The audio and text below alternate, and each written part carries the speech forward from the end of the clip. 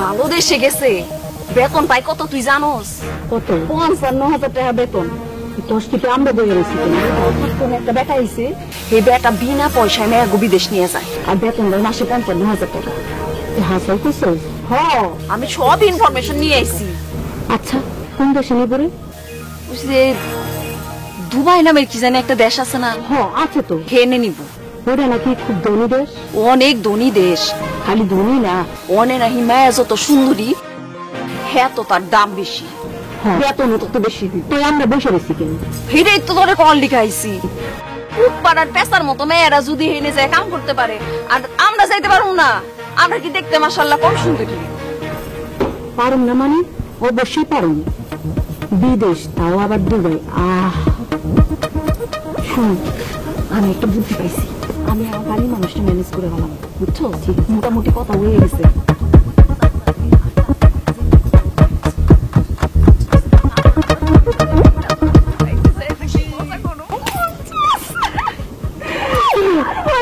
কষ্ট না গেলে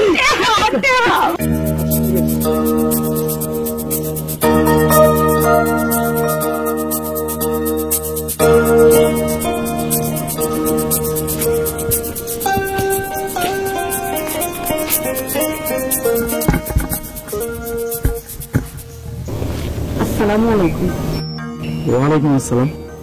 আপনি কি ঢাকা থেকে আইছেন না? জি, কিন্তু কেন বলুন তো? না মানে আপনি কি বিদেশে লোক পাঠান? আপনারা জানেন কি? না ভাই, আপনি যে মানে আইছেন কালকে আমাদের গ্রামে, এই খবর আমি প্রথমেই পাইয়া গেছি। শুনেন, ওর নাম সোহেলি, ও পুরা গ্রামের খবর রাখে, তাই আমরা ওর নাম দিয়েছি বিয়ে দিচ্ছি। যাও তো, খালি কামের সময় খালি শয়তানি কথা। বাহ, আপনারা খুব মজা করেন দেখছি। আমরা সারাক্ষণই মজা করি, তাই না রে বান্ধবী? দুবাইয়ে আপনাদের মতো মেয়েদের অনেক চাহিদা। তাই না? কোন কি? আর এতটুকু তো জানেন, বিদেশে যেতে হলে টাকা নিয়ে যেতে হবে। আর আমি তার উল্টোটা, আমার যদি পছন্দ হয় আমি তাদের উল্টো টাকা দিয়ে নিয়ে যাই। ও, আর আমি কি? আপনি এত ভালো। তো আপনার কি বিদেশে যাওয়ার ইচ্ছে? হ্যাঁ, আমরা দুজন বিদেশ যেতে চাই। আচ্ছা, আমার কি বিদেশ নেওয়া যাবে? আপনারা আপনাদের গার্জিয়ানকে রাজি করেন, বাকিটা আমার দায়িত্ব। আর আপনারা দুজনকে ৩০-৩০ করে ৬০০০ টাকা দিয়ে আমি আপনাদের বিদেশ নিয়ে যাবো।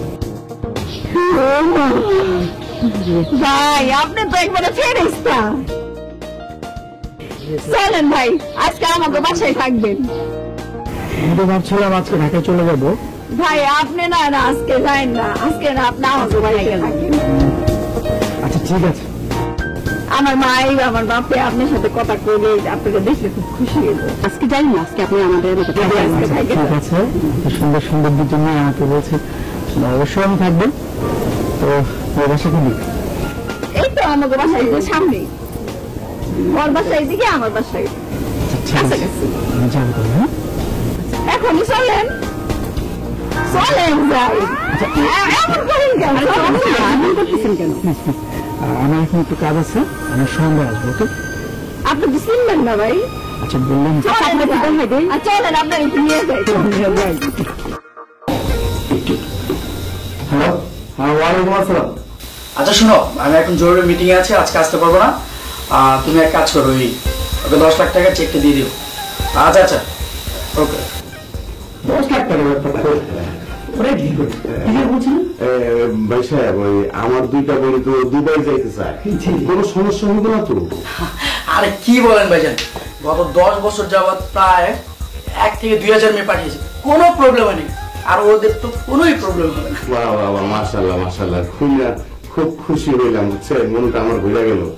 আচ্ছা ভাই, এই বেতন কত করে পাইবো কত দিই? এই ধরেন 50 থেকে 60 হাজার। 50 থেকে 60,000 টাকা? মাশাআল্লাহ, আলহামদুলিল্লাহ, শুই নাই না, মনটা ভরে গেল। তাইলে তো এই লোকটাকে ভালো করে আপ্যায়ন করা দরকার। আর অবাক কিছু নাই, ওদের কাজের এক্সপিরিয়েন্স যদি ভালো হয় তাহলে 1 থেকে 1.5 লাখ টাকা পাবে। খুব ভালো লাগতেছে, আমি কথা দিচ্ছি। ঠিক আছে, আপনার কথা শুনে খুব ভালো লাগতেছে। আপনি বসেন, আমি সোহলিরে পাঠিয়ে দিতেছি। আচ্ছা আচ্ছা ঠিক আছে, বসেন, যাবেন না কিন্তু, ঠিক আছে? বসেন বসেন। আচ্ছা ঠিক আছে। সোহলি, সোহলি, দেখো তো আসিয়া। এই বসে বসে কেমন আছেন? এই তো দেখেন দুবাই ভাই কারে লই আইছি, আমার বান্ধবীকে লই আইছি। বাহ, আপনি তো খুব সুন্দর গান গান। তেমন কিছু নাই, এমনি গান গেলাম। হ্যাঁ, ওখানে দাঁড়াবে, আমরা দুজন শুনতেছি আপনার গান। খুব রোমান্টিক মানুষ তো আপনি। গান না গানটা।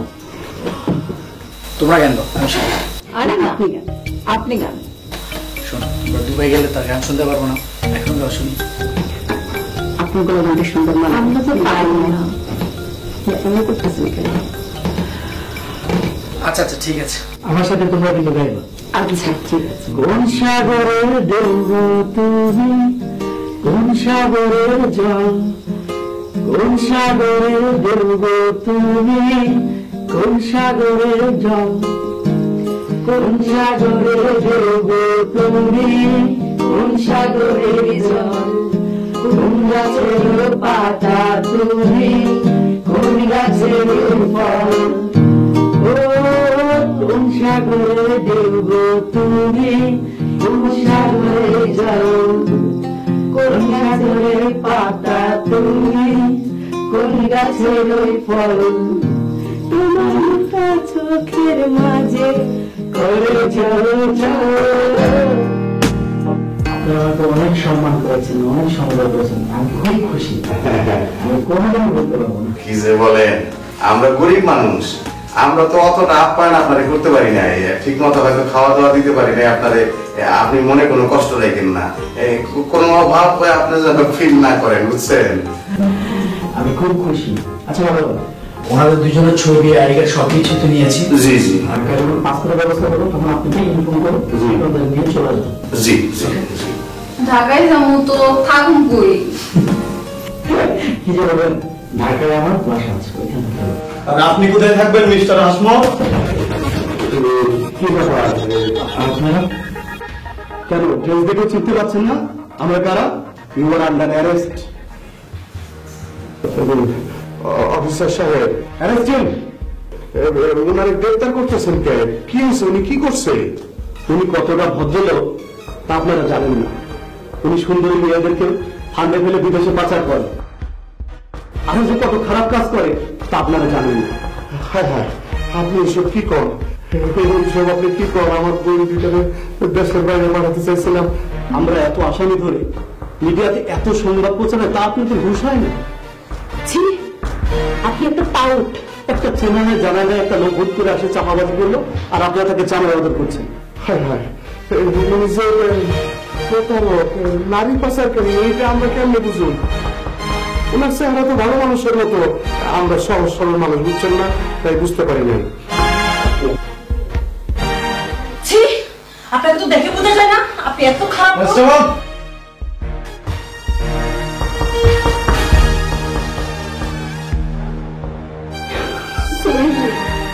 কান্দিস না, আল্লাহ যা করে ভালো লিগেই করে।